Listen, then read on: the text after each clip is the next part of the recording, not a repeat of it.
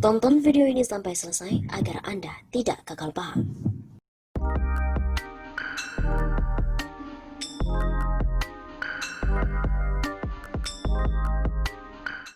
KPK akan segera panggil Nadiem Makarim. Komisi Pemberantasan Korupsi (KPK) berencana akan memanggil Menteri Pendidikan dan Kebudayaan Mendikbud Nadiem Makarim untuk menanyakan beberapa hal soal sengkarut dari program organisasi penggerak atau POP di Kementerian Pendidikan dan Kebudayaan. Hal itu disampaikan oleh Wakil Ketua KPK Lili Pintauli Siregar saat menjadi pembuka acara webinar bertajuk Menjaga Integritas dalam Implementasi Kebijakan PPDB yang juga dihadiri oleh Nadiem Makarim pada 29 Juli hari Rabu kemarin. Awalnya moderator acara ini, Budi Setiarso, menyampaikan agar pimpinan bisa bersurat kepada pihak-pihak terkait hasil rekomendasi acara webinar ini. Tapi mungkin juga bisa disambung ya, kalau rekomendasi untuk hari ini kita bisa sampaikan ke Pak Menteri, ke Mas Menteri. Karena untuk beberapa hal terkait yang sekarang lagi ramai POP itu, ya kan kita juga mengundang. Rencana mengundang Pak Menteri kemarin bersama Irjen dan Dirjennya, ujar Lili pada hari Rabu 29 Juli. Lili juga menambahkan persoalan sengkarut POP di Kemendikbud juga menjadi agenda KPK untuk mendalami, menelaah program unggulan Mendikbud Nadiem Makarim itu. Jadi mungkin itu juga nanti bisa salah satu agenda yang kita sampaikan selain kita akan menelaah tentang kebijakan tersebut. Sekadar diketahui, Muhammadiyah, Nahdlatul Ulama, NU, dan juga PGRI telah mengatakan mengundurkan diri dari program Kemendikbud tersebut, yakni Program Organisasi Penggerak atau POP. Belakangan Nadiem mengaku minta maaf terhadap Muhammadiyah, NU, dan PGRI. Nadiem juga meminta Muhammadiyah, NU, dan PGRI kembali bergabung dengan program unggulan Kemendikbud tersebut. Namun demikian, NU dan Muhammadiyah tetap bersikukuh tidak akan mengikuti program itu.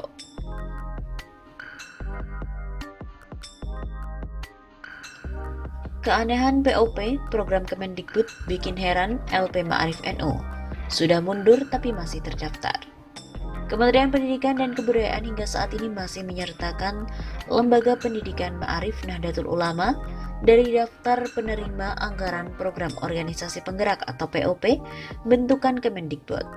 Hal itu disampaikan Ketua Lembaga Pendidikan Ma'arif NU, Arifin Junaidi pada hari Kamis 30 Juli. Ia pun heran lantaran saat ini posisi lembaga pimpinannya sudah mengatakan mundur. Ia juga mempertanyakan apakah semua lembaga yang terdaftar dalam POP akan diguyur anggaran yang bersumber dari APBN. Yang ada di penetapan itu kan organisasi yang lolos untuk memperoleh POP. Kalau ada yang tidak mendapat POP tapi ada di daftar itu gimana dong? Begitu kata Arif. Di sisi lain ia mengaku hingga sebelum memutuskan mundur, pihaknya belum menerima dana yang tercantum dalam program tersebut.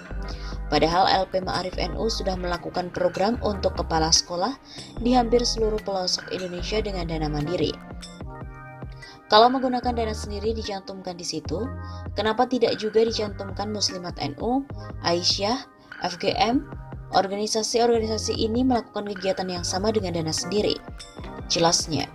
Oleh karenanya Arifin mendesak Menteri Pendidikan Nadiem Makarim mencoret nama LP Ma'arif dari program tersebut lantaran sudah mengundurkan diri. Karena itu Ma'arif ini akan melanjutkan apa yang sudah dilakukan berpuluh-puluh tahun. Sampai Oktober ini kami akan melatih 3.200 kepala sekolah secara mandiri. Ya nggak usah kami dicantumkan di situ. Lah wong kami pakai dana sendiri kok. Begitu tutupnya. Menteri Pendidikan dan Kebudayaan Mendikbud Nadiem Makarim kembali menjadi sorotan. Sebelumnya Nadiem Makarim disorot lantaran adanya program organisasi penggerak Mendikbud.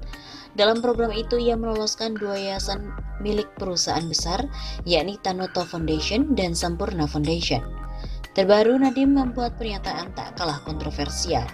Kali ini menyebut bahwa sekolah negeri seharusnya diperuntukkan bagi para siswa dengan tingkat ekonomi rendah dan membutuhkan. Pernyataan Nadiem itu dianggap sebagai sebuah pemikiran yang absurd. Demikian disampaikan Deputi Balitbang DPP Partai Demokrat Syahrial Nasution melalui akun Twitter pribadinya pada hari Kamis 30 Juli. Ini pemikiran yang absurd dari Mendikbud Nadiem Makarim. Terlebih dalam pernyataan itu, Nadiem menyebut ada prinsip di Undang-Undang Dasar yang mengharuskan agar sekolah negeri diperuntukkan bagi yang membutuhkan secara sosial ekonomi. Bagi Syahrial, pernyataan Nadiem tersebut mengada-ada, sebab Undang-Undang Dasar 1945 tidak pernah mengatur sosial ekonomi siswa sebagai penentu yang berhak atau tidak berhak sekolah negeri.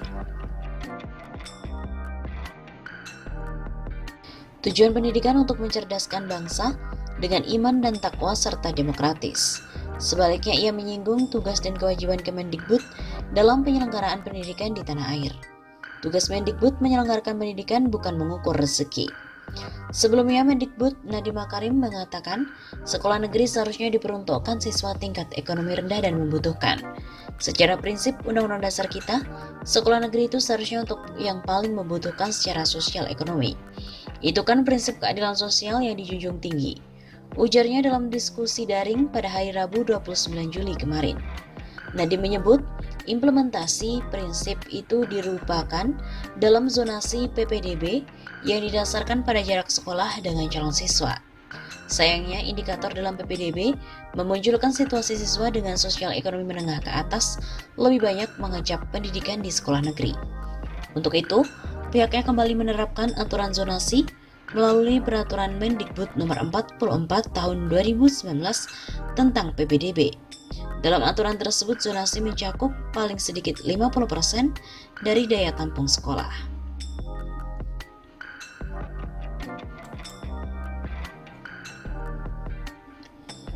POP, program organisasi Kemendikbud, dinilai tidak menunjukkan empati terhadap kondisi pendidikan nasional yang terdampak pada pandemi virus corona. Akan lebih baik jika program yang menelan anggaran dana sekitar 600 miliar rupiah itu dialokasikan untuk penanganan COVID-19. Guru Besar UIN Syarif Hidayatullah Jakarta, Asyumardi Azra, menyarankan Kemendikbud untuk melakukan stimulus anggaran untuk pendidikan, ketimbang menghamburkan uang negara untuk program yang masih prematur dan belum jelas tersebut. Sekarang ini lagi krisis COVID-19. Yang harus dilakukan oleh Kemendikbud sekarang ini adalah menyantuni baik para siswa maupun mahasiswa, ujar Asyumardi Azra dalam diskusi Indonesia Lawyers Club pada hari Selasa malam 28 Juli. Saya kira kalau punya dana yang banyak seharusnya tidak dihabiskan, tidak dianggarkan untuk POP ini. Lebih baik kalau dana itu masih ada tersedia, dialihkan untuk stimulus pendidikan. Imbuhnya menegaskan, menurut mantan Rektor UIN Syarif Hidayatullah Jakarta ini, ia merasa heran ketika pendidikan seperti tidak menjadi hal prioritas untuk diperhatikan. Pasalnya, stimulus anggaran di sejumlah sektor telah digelontorkan pemerintah, tapi tidak ada stimulus untuk sektor pendidikan. Kalau kita lihat untuk bidang kesehatan ada stimulus kesehatan, bidang ekonomi ada stimulus untuk usaha UMKM, tapi untuk pendidikan sama sekali tidak ada dana stimulus pendidikan. Bahkan tidak ada dana kontingensi, dana darurat pun tidak ada.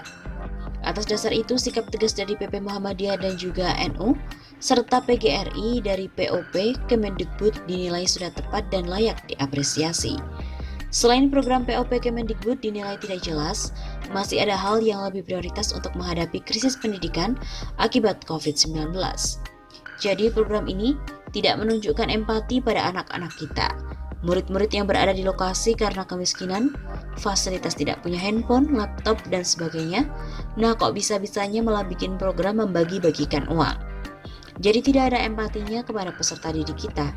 Nah, stimulus pendidikan ini untuk menyelamatkan pendidikan kita dari berbagai krisis COVID-19.